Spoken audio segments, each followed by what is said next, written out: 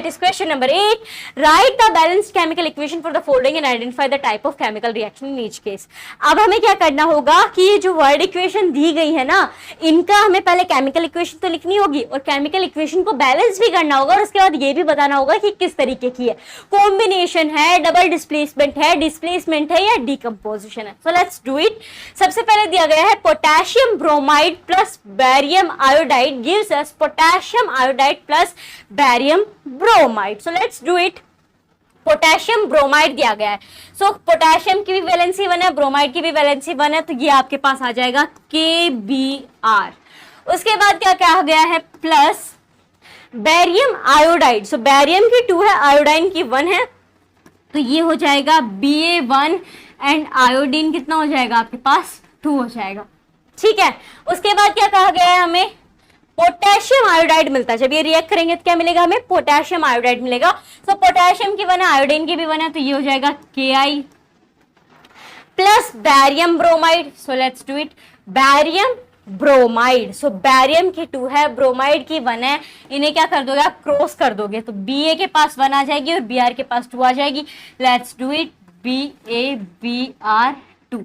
ठीक है. अब क्या करना है, हमें जस्ट इसे बैलेंस करना है. तो पोटेशियम यहाँ कितना है 1 है, वहां पे भी पोटेशियम कितना है 1 है, ब्रोमाइड यहाँ पे कितना है 1 है, लेकिन वहां पे ब्रोमाइड कितना है 2 है. सो क्या कर सकते हैं, 1 हो तो जो सिंपली इसके आगे 2 लगा दो, तो ये ब्रोमाइड भी कितना हो जाएगा 2 हो जाएगा और वहां पे भी वो 2 ही है. लेकिन यहाँ पे पोटेशियम के नंबर ऑफ एटम्स भी चेंज हो गए हैं. कैसे, क्योंकि 2 पोटेशियम के साथ भी मल्टीप्लाई करेगा तो हमें यहाँ पे भी 2 लगाना होगा ताकि ये K जो है वो इस K के इक्वल हो जाए. तो अब ये हो गया.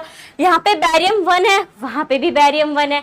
आयोडाइन यहाँ पे देखोगे तो कितना है 2 है, और जब हमने पोटेशियम को इक्वल किया तो यहाँ पे ये I के साथ भी मल्टीप्लाई करेगा तो ये भी इक्वल हो गया. Let's check. एक बार पूरी इक्वेशन को दोबारा चेक कर लेते हैं. पोटेशियम 2, हाँ यहाँ पे भी पोटेशियम 2 है, ब्रोमाइड 2, यहाँ पे भी ब्रोमाइड 2 है, बैरियम 1, यहाँ पे भी बैरियम 1 है, आयोडाइन 2, यहाँ पे भी आयोडाइन क्या है 2 ही है. यानी ये नंबर ऑफ एटम्स सही है और ये एक बैलेंस्ड इक्वेशन है. लेकिन अब काम यहीं पे खत्म नहीं होता है, अब हमें ये भी बताना है ये किस तरीके का है. So let's check.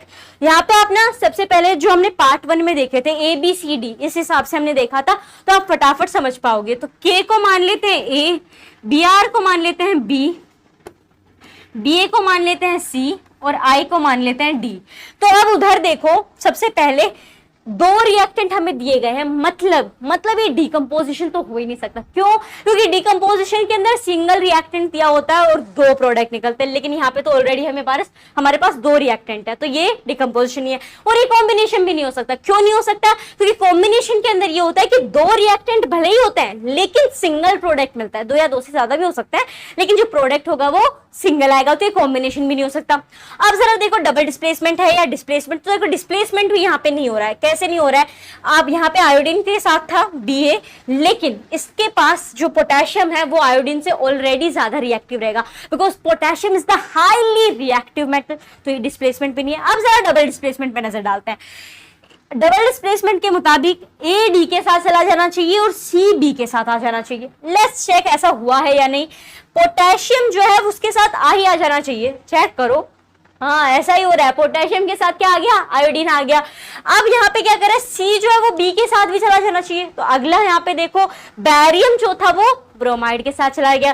तो ये कौन सा इक्वेशन हुआ, ये यहाँ पे जो इक्वेशन फॉर्म हुई है इसका रिएक्शन आ जाएगा आपका double displacement. Double displacement reaction. So ये हो जाएगी इसकी बैलेंस्ड केमिकल इक्वेशन और ये है इसका type, that is double displacement reaction. अब चलते हैं नेक्स्ट क्वेश्चन के ऊपर, that is zinc carbonate gives us zinc oxide plus carbon dioxide. इसकी आप वर्ड इक्वेशन पढ़ के भी समझ सकते हो कि कौन सा टाइप है, बट फिर भी इसकी केमिकल इक्वेशन लिखते हैं. देखो जिंक कार्बोनेट हमें कहा गया, तो that is ZnCO3 gives us zinc oxide that is ZnO. अब कहोगे आप सीधा सीधा क्यों लिखते जा रहे हो, भाई सबकी वैलेंसी 2 है, इधर का उधर करोगे वो 2 से 2 कट ही होना है. Plus carbon dioxide that is CO2. अब क्या करना है, अब इसे बैलेंस करना है।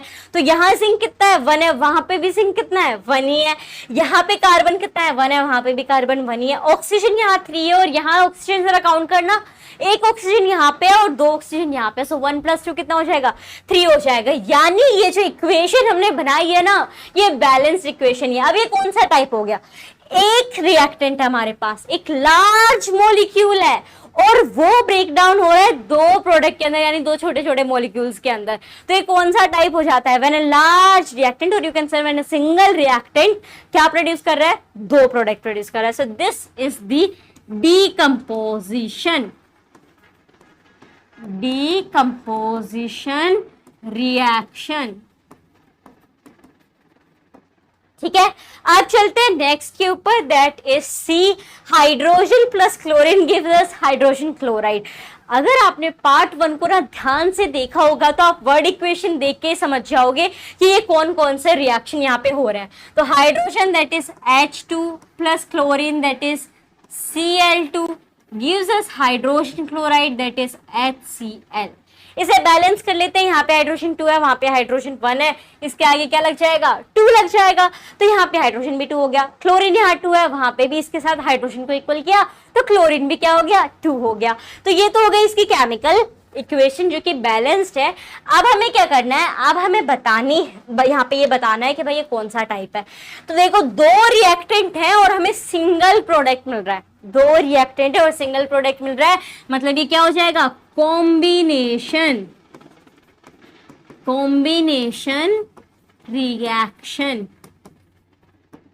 ठीक है, अब चलते हैं नेक्स्ट क्वेश्चन के ऊपर, दैट इज द D1 जो कि 8 का डी पार्ट है, that magnesium plus hydrochloric acid जब रिएक्ट करते हैं तो मैग्नीशियम क्लोराइड और हाइड्रोजन फॉर्म करते हैं। So let's write it, magnesium plus hydrochloric acid that is HCl जब रिएक्ट करेंगे तो ये क्या देते हैं, magnesium chloride and hydrogen. Magnesium की वैलेंसी 2 है, क्लोरीन की वैलेंसी 1 है, तो ये हो जाएगा क्रॉस, तो MgCl2 आ जाएगा हमारे पास यहाँ पे, plus hydrogen that is plus H2। ठीक है, अब इसे बैलेंस करो तो Mg यहाँ कितना है, 1 है, वहां पे भी Mg 1 है, हाइड्रोजन यहाँ कितना है, 1 है, लेकिन वहां पे हाइड्रोजन कितना है, 2 है। तो उसके लिए हमें क्या करना होगा, इसके आगे भी 2 लगा देते हैं, तो ये कितना हो जाएगा, 2HCl हो जाएगा। तो यहाँ पे भी हाइड्रोजन कितने हो गए, इक्वल हो गए। यहाँ पे Cl कितना है, 2 है, और यहाँ पे भी Cl कितना हो गया, 2 हो गया। तो ये यहाँ पे इसकी क्या हो गई, बैलेंस्ड इक्वेशन बन गई है। दोनों साइड हाइड्रोजन के भी एटम सेम है, क्लोरीन के भी सेम है, and Mg that is magnesium भी सेम है। अब हमें बताना है कि किस तरह के रिएक्शन है। अब यहाँ पे देखो, मैग्नीशियम के साथ पहले क्लोरीन नहीं था, क्लोरीन किसके साथ था, हाइड्रोजन के साथ था, लेकिन जब रिएक्शन हुआ तो हाइड्रोजन अलग हो गया और क्लोरीन किसके साथ आ गया, मैग्नीशियम के साथ आ गया, और ये क्या फॉर्म कर दिया इसने, मैग्नीशियम क्लोराइड। तो ऐसा तब हो सकता है, ऐसा तभी होगा जब मैग्नीशियम जो है वो क्या है, हाइड्रोजन से ज्यादा रिएक्टिव है। तो चूंकि मैग्नीशियम हाइड्रोजन से ज्यादा रिएक्टिव है, उसने हाइड्रोजन को डिस्प्लेस कर दिया और क्लोरीन के साथ आ गया। तो ये यहाँ पे कौन सा रिएक्शन हुआ, ये यहाँ पे हुआ डिस्प्लेसमेंट रिएक्शन।